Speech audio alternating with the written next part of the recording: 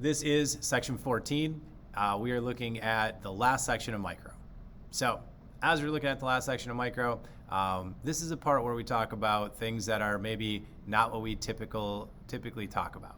Normally, what we do is we look at just like how econ benefits us and what do we do as individuals, right? But this time, we're gonna look at something like, well, what happens when we do something and it affects somebody else? Those are externalities.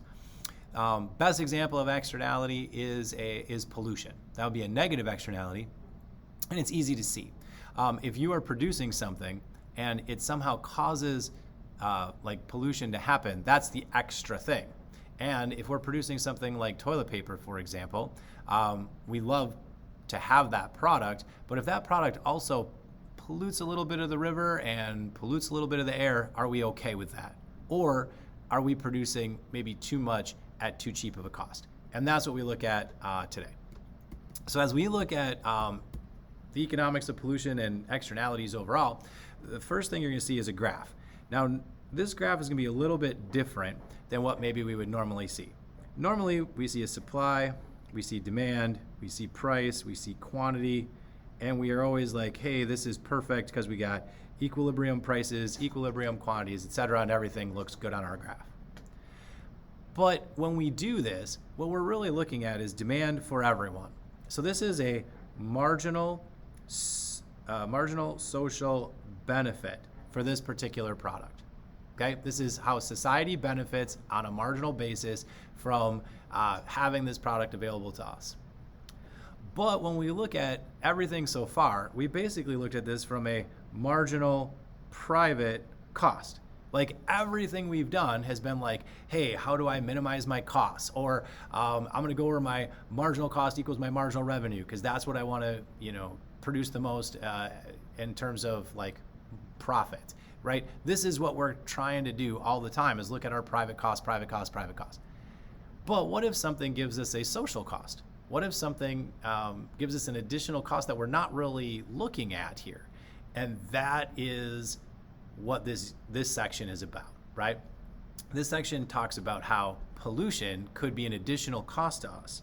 And as we look at that, there's another line, right? So this line up here is another supply line, but this is my marginal social cost, okay?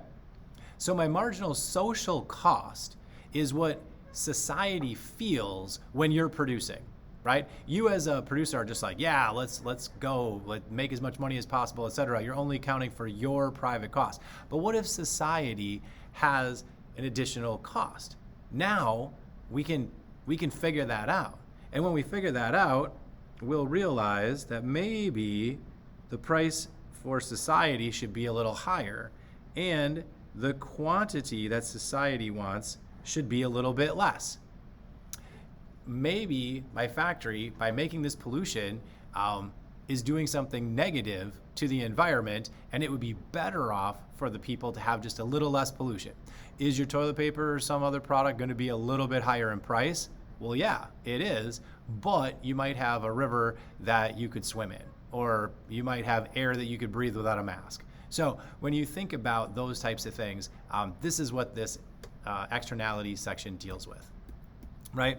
So an external cost is simply just that uncompensated cost that an individual or firm imposes on others. This one in particular is a negative externality. There's positive externalities too, but this one is a negative, and it's giving society an additional cost that it's not really taking into account. When we look at this, a lot of times when you see a graph just like the one here on this side over here, if it shows you your marginal social benefit and your marginal social cost in a graph like that, what it's not showing you in that particular graph, okay, it's showing you like marginal social cost, marginal social benefit like this, right?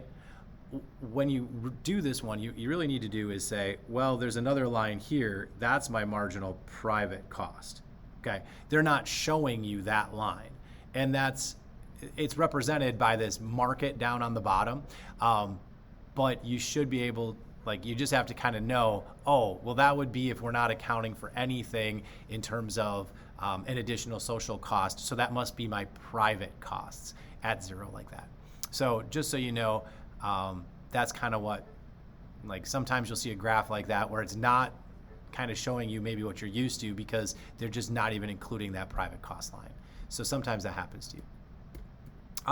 Can we come up with private solutions to externalities? Sure we can.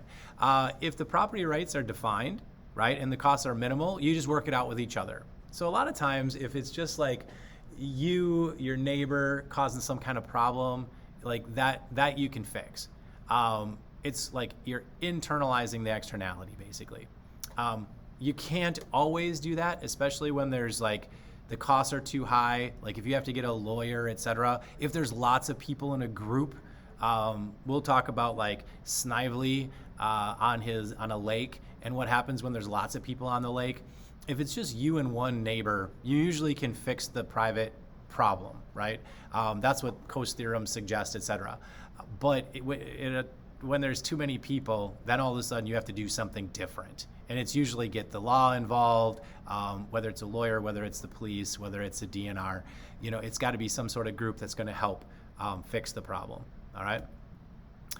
The next section is going to be about externality and public policy. I know this one was sort of quick, but as you get to the next one, it'll go through more of like this graph, and then it'll also show you one on a positive side too. So with that being said, good luck and see you next time.